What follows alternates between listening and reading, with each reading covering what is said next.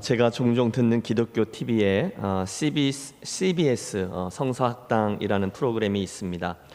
제가 몇 주 전에 의사의 경고를 듣고 새벽 예배 후에 이렇게 운동을 하려고 노력하는데요. 그 운동할 때 이어폰 끼고 그 시리즈 강의 영상을 한두 개씩 듣곤 하죠. 굉장히 편리하고 또 유익합니다. 그런데 이번에 제가 룻기를 다루니까 검색창에다가 이제 룻기 그리고 검색을 했더니 굉장히 많은 강의 영상들이 떠 있더라고요. 그 중에 이제 느낌을 따라서 한 개, 두 개 이렇게 검색을 하다가 아주 인상적인 하나를 발견합니다. 바로 네덜란드 출신 화가인 빈센트 반 고흐에 대한 일화였습니다. 여러분, 고흐라는 이름 들어보셨죠? 저 해바라기, 또 별이 빛나는 밤, 그리고 맨 밑에 있는 자화상 등등의 작품을 남겼던 반 고흐. 그는 화가가 되기 전에 원래 신학교를 다니던 신학생이었습니다. 그러다가 1878년 신학교를 마치기 전에 벨기에에 있는 가난한 탄광촌 보리나주에 가서 평신도 설교자가 되었어요. 그러니까 안수를 받은 건 아직 아니니까 전도사님쯤 되었겠죠. 자연히 그 탄광촌에 있는 광부들에게 전도하며 목회 사역을 시작합니다. 그런데 주일이 되어도 사람들이 안 오는 거예요. 그래서 이것저것 사역을 위해서 여러 노력을 했지만 그곳에 있던 탄광촌 사람들은 그는 우리하고 좀 달라 하면서 마음을 주지 않더라는 것이죠. 그러던 어느 날 하도 이 상황이 답답하고 안타까워서 고흐가 직접 광산을 찾아갔습니다. 그리고 그곳 사무실에 이렇게 부탁하고 또 부탁해서 땅 아래 저 깊은 곳 갱도 속으로 내려가 본 겁니다. 그리고 그 열악한 환경 속에서 힘들게 일하는 사람들의 형편을 보고는 엉엉 웁니다. 그리고 돌아와서 교회의 종을 쳤는데 사람들이 많이 온 거예요. 뜨겁게 설교를 했죠. 너무 좋았어요. 심지어 예배 후에는 한 광부의 아내가 다가와서 이렇게 말하기까지 했다는 겁니다. 사는 게 너무 힘들어서 하나님을 잊어버렸는데 전도사님이 저에게 하나님을 되돌려 주셨어요. 감사해요. 여러분, 목회자가 얼마나 좋았을까요? 그렇게 행복한 주일을 보내고 집에 들어왔는데 우연히 거울 속에 비친 자기의 모습을 보고는 무슨 일이 일어난지를 알게 된 것입니다. 사람들이 그에게 마음을 열고 교회에 온 이유는 바로 그의 얼굴 여기저기에 묻어있던 석탄의 흔적 때문이었던 거죠. 그 밑에 내려갔다가 자기도 모르게 석탄이 묻은 거예요. 그가 거울을 보며 중얼거립니다. 마침내 나도 그들과 같은 사람이 된 거야. 여러분, 공감 그리고 연민의 이야기입니다. 룻기의 이야기를 따라가면서 우리는 이 공감과 연민의 이야기들을 계속 발견하며 위로를 얻습니다. 흉년을 만나서 좀 살아보겠다고 떠났던 2주의 길, 너무 힘이 들었던 거죠. 모압 땅에 정착하자마자 남편이 세상을 떠났고요. 겨우겨우 키워서 결혼까지 시켰던 두 아들 또한 그곳에서 먼저 세상을 등집니다. 어디 하나 기댈 곳이 없던 세 여인 나오미, 룻, 오르바. 지난 시간 우리는 그들의 이야기 속에서 두 가지 은혜에 집중했었어요. 첫째는 돌이킴의 은혜. 여호와께서 자기 백성을 돌보시사 그들에게 양식을 주셨다함을 듣고 나오미가 다시 하나님의 은혜를 향한 방향으로 발걸음을 돌이키죠. 두 번째는 갈라짐의 은혜였어요. 룻은 그 땅과 그 신에게로 돌아가라 라는 시어머니 권면을 듣지만 놀라운 선택을 하잖아요. 돌아가라 강권하지 마옵소서. 어머니 가시는 곳에 나도 갈 것이고 어머니 머무시는 곳에 나도 머물 것이고 어머니의 백성은 나의 백성이 되고 어머니의 하나님은 나의 하나님이 될 것입니다.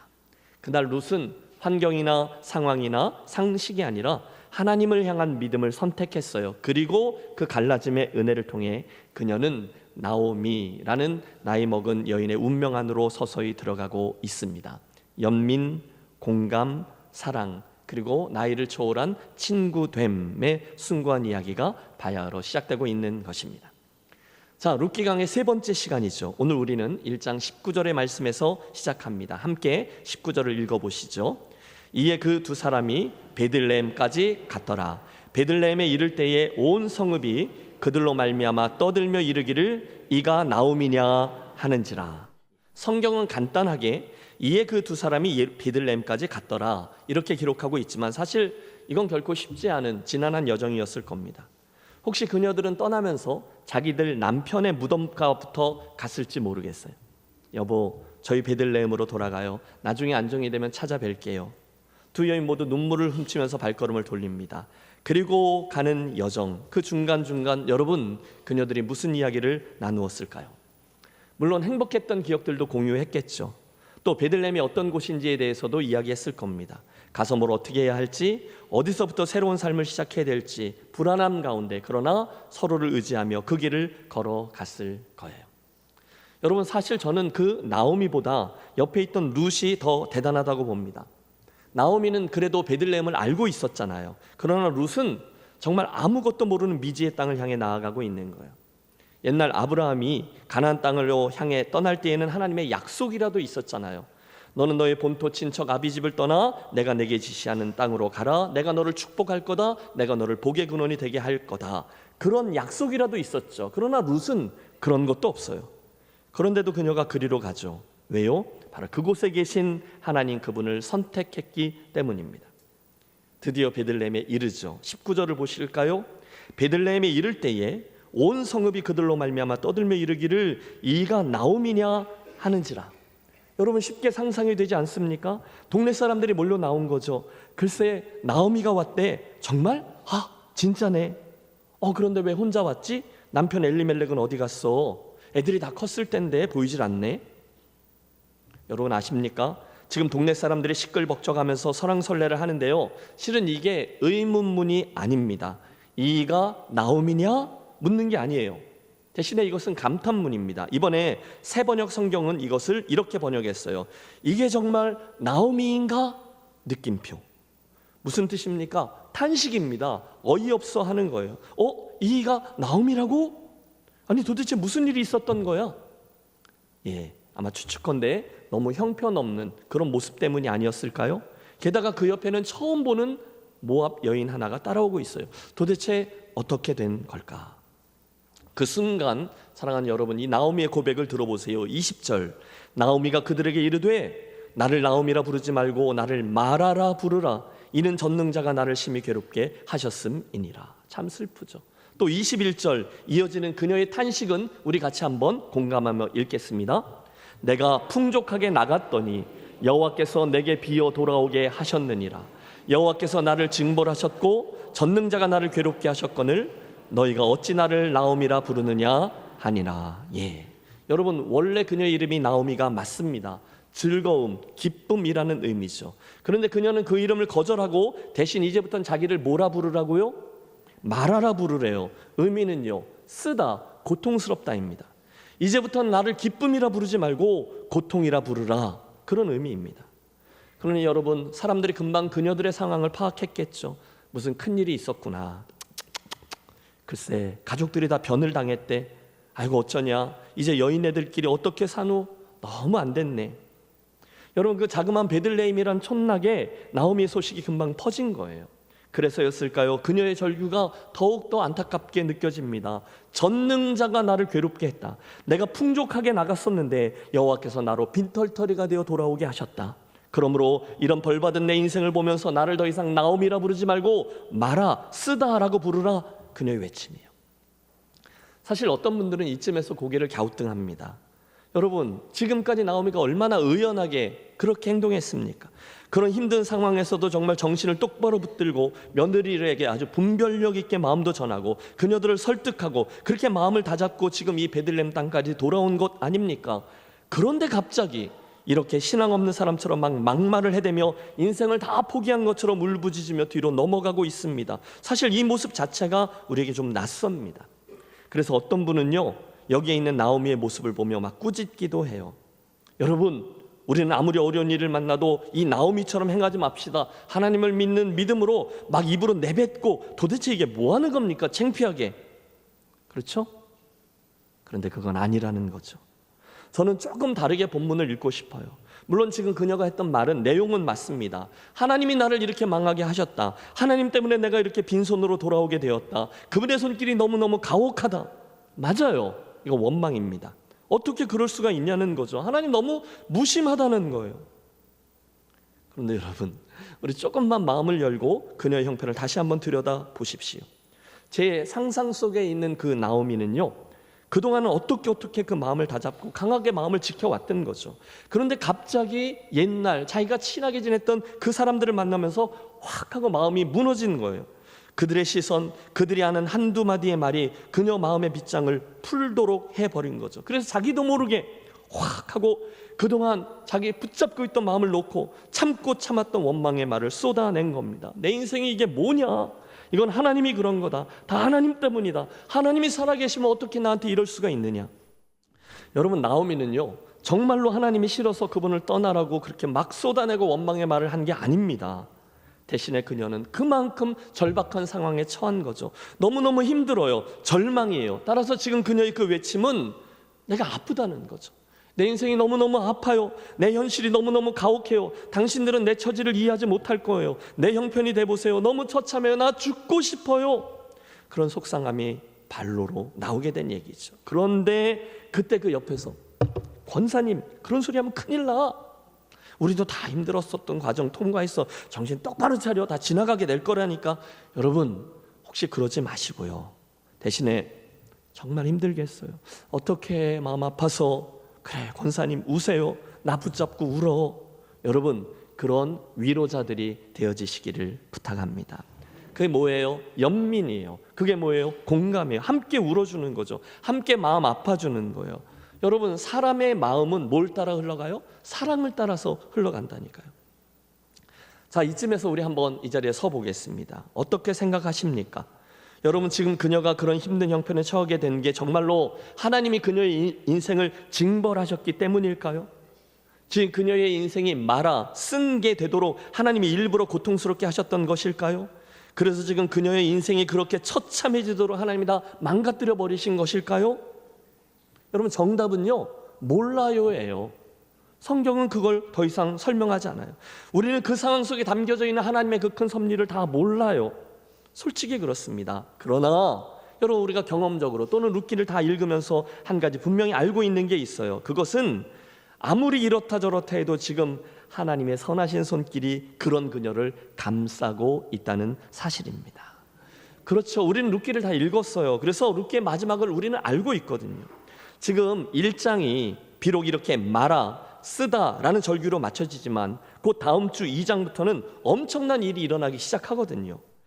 그래서였던 거죠. 여러분, 룻기의 저자는요, 너무너무 심각한 나오미의 절규와 외침을 아랑곳하지도 않고 바로 22절로 넘어가고 있어요. 마치 그건 맞는데 별로 안 중요해. 왜냐하면 하나님의 섭리가 곧 시작될 것이기 때문이야 라고 말하는 것 같아요.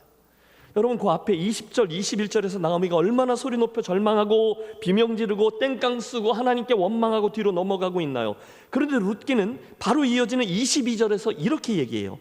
나오미가 모압 지방에서 그의 며느리 모압 여인 룻과 함께 돌아왔는데 그들이 보리 추수 시작할 때에 베들레헴에 이르렀더라. 끝. 정말 뜬금없습니다. 나오미가 여기서 소리를 지르든 말든, 그녀가 하나님 앞에 하나님이 나를 징벌하셨어 심한 말을 하든 말든, 하나님은 그냥 당신의 진도를 나가고 계세요. 보리 추수가 시작되는데 걔들이 베들레헴에 왔어. 끝.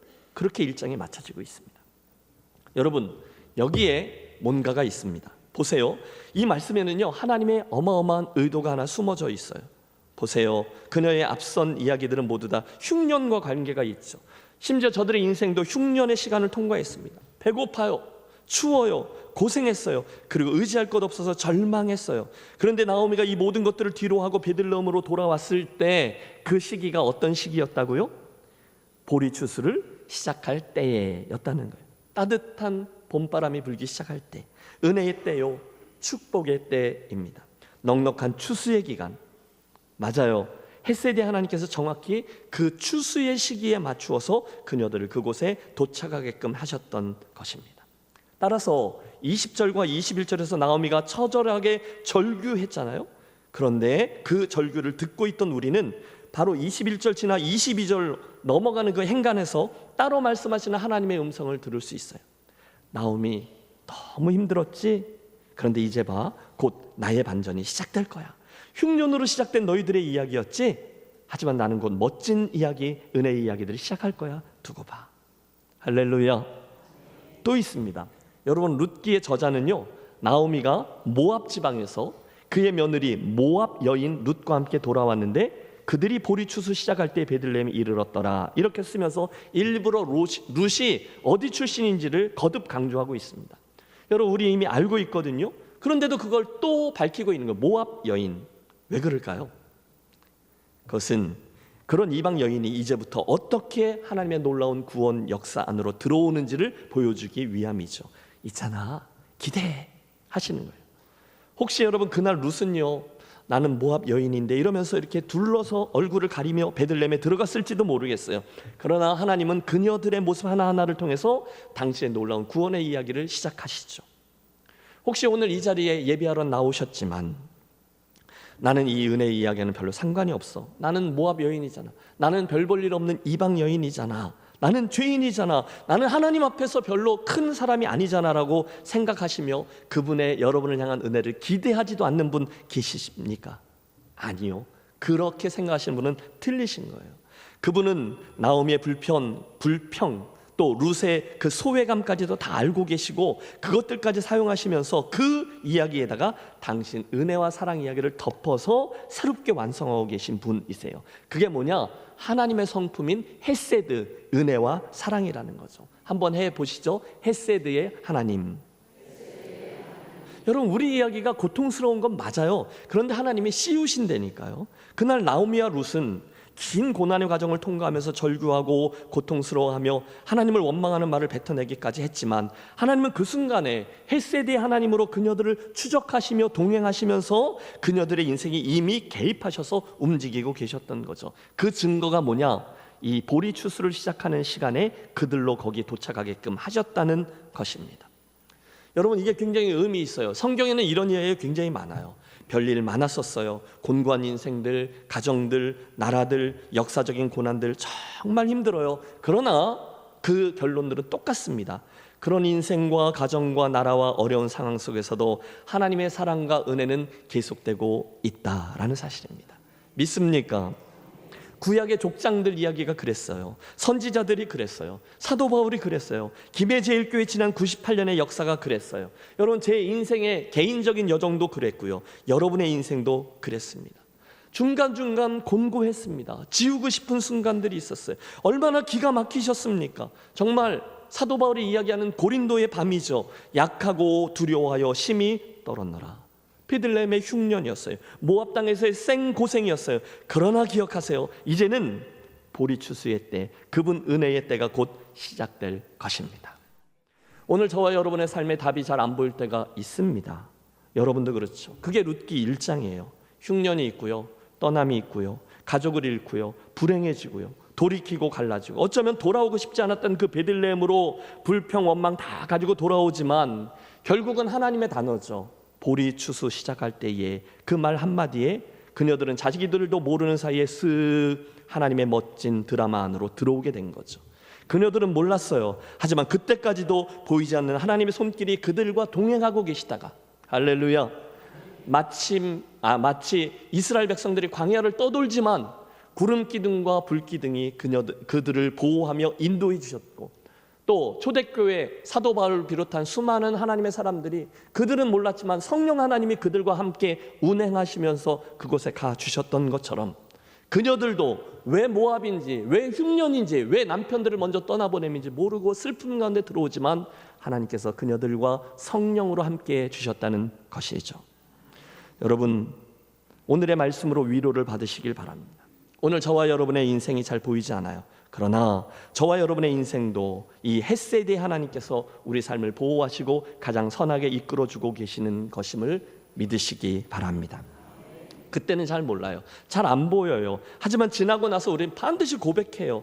아, 그래서 그랬구나. 그래서 그렇게 하셨구나. 격려드립니다. 혹시 오늘 이것저것 힘드십니까? 이해가 되지 않으십니까? 오늘의 본문을 보십시오.